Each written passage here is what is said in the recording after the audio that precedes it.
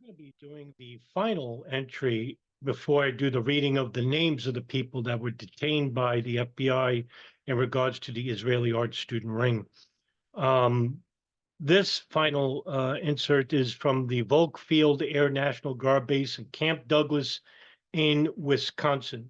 And it's a short video, like I said, so there's not much going on here. So let's get to it. On Saturday, May 19, 2001, at approximately 3:10 p.m., two Israeli nationals requested permission to visit a museum located at Volk Field ANG base, approximately Air National Guard Base, ANG. Approximately 10 minutes after being allowed on the base, the two were seen on an active runway taking photographs. The individuals were identified as Tzvi Waterman, a white male who was born June 7, 1979. His address says here in Mesavit, Zion, in Israel, and he had an Israeli passport, right? And then the other one was Gal Cantor. Now I looked up Tisby Waterman. The only person I got was someone living in New Jersey with the LLC at 122 Landing LLC.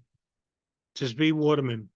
Um, this is in Gloucester, New Jersey. Now, Gloucester, New Jersey is 23 miles to the north of Weehawken, New Jersey. Weehawken, New Jersey is where Urban Moving Systems was located at in 2001, September 2001. Any relation? I don't. There's no evidence to show, but just wanted to see how far away it was from, Weehawken, New Jersey, and it wasn't very far. Gal Cantor, I couldn't find much on. So Cantor was driving a 2001 green Ford Mustang bearing Illinois tags, which was rented from a Hertz car rental at O'Hare Airport in Chicago. O'Hare Airport, huh? Search of the car revealed cameras and exposed film. The film was developed and one picture depicted Waterman in his car on the runway. There were no photos of any aircraft. Maybe he couldn't get to it in time. Maybe not. Maybe it was just just to see what kind of a security breach they can get away with. Waterman and Cantor were released to the Juro's County Sheriff's Department and charged with misdemeanor trespass. They were subsequently released and a fine of $200 each. During interviews, they stated they were traveling from Chicago, Illinois to Duluth, Minnesota, stopping en route to visit a friend in Cold Springs, Minnesota. They stated they stopped at Volk Field only to visit the museum, but they went on the runway. Waterman stated he was recently discharged from the Israeli military and was taking a trip around the world. Waterman had in his possession airline tickets with the following itinerary. April 11, 2001, Tel Aviv to Toronto. April 15th, 2001, Toronto to Newark. Now, nothing really sinister about this, but just want to bring this up too. It's been for between 1990 to 2001 that it was easier to enter the United States through the Canadian border than was Mexican border. The Canadian border also is home to many Arabs, Muslims. The southern border is not. The southern border is hotter. The Canadian border is more inviting for Arab fundamentalism. We saw this with the Millennium Plot with Ahmed Rassam when he entered the United States to British Columbia with a car filled with explosives, which was supposed to detonate at Los Angeles International Airport. So, I have a theory as to why Muhammad Atta went to Portland with Abdulaziz Alamari from a rental car. And it was basically because I think, I don't have evidence for this, and my co-researcher, DJ Thermodetonator, we come up with a theory that Muhammad Atta and Abdulaziz Alamari were meeting with other operatives involved with the plane hijackings because there were potential additional hijackings taking place that day. We already know about Flight 23. That was a no-brainer. That was going to be a hijack. The question is, why did the FBI cover this up? That's the question. Were they Al Qaeda? Were they from another affiliate? We don't, we don't know. Now this could be a dead theory. He may have just went to Portland to, as the 9/11 Commission states it, they don't know why. But the FBI thinks the FBI thinks that they went there to shake the trail so that they would arrive at Logan Airport, so not to arouse suspicion about many Muslims or Muslims going through Logan, because you had flight 111 and 175 taken out of Logan.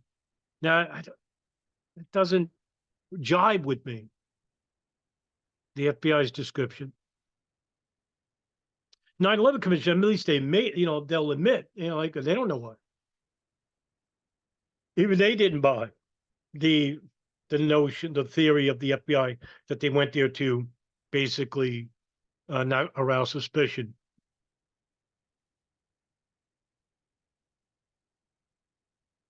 I mean, if we're to believe that it was just 5 on 11 and 5 on 175, 10 Muslims, 5 on each flight, it's not gonna, you know what I'm saying? So in other words, if Abdulaziz Al-Amari and Atta didn't board, that means 8 Muslims. Sorry, doesn't jive with me. In April 19, 2001, Newark to Chicago. Then they stay in there. August 1st, 2001, Chicago to Las Vegas. Las Vegas to San Fran. San Fran to Los Angeles. Los Angeles to Honolulu on August 10th. August 13th, Honolulu to Sydney, Australia. And then they stay there till January 10, 2002, Sydney to Hong Kong. And then January 17, Hong Kong, Frankfurt to Tel Aviv. Ticket was issued by Cetaria's travel agency in Jerusalem, $2,634. It's a lot of stops.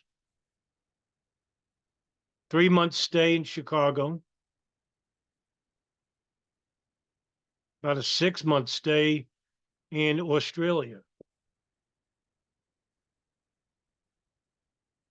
August 13th. September 11th is the attacks. It's less than a month. So August to September, September to October, October to November, November to December, December to January. 5 months, almost 6 months.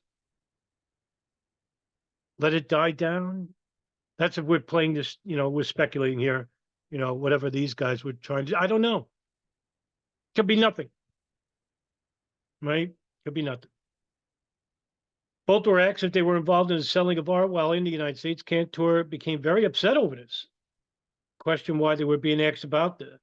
Cantor stated he had been involved in that a long time ago and had sold art recently in Chicago.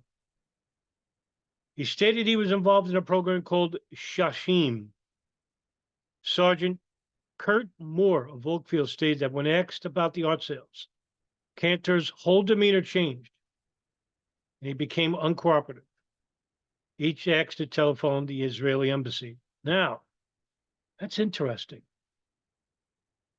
Why would Cantor get upset over that? None of the others did. And what the hell is Shashim? So, all right, well, let's Google it. Shashim.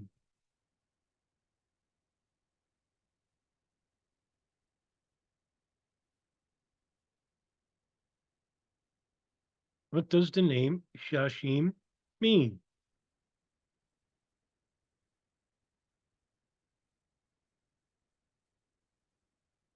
A name. It's a name. Nothing else comes up from it. Couldn't tell you. Interesting. All right. Well, that's the end of the operation of the Israeli art students. The next video I'm going to be doing is a little bit longer because I'm going to be reading from the index section. And as you can see, these are the names of the individuals that were detained and part of the Israeli art student ring. And that will be the final episode of this series. So All right, guys. Listen, like I said, it wasn't a long video, so take care, everybody. Thanks for watching. See you next video.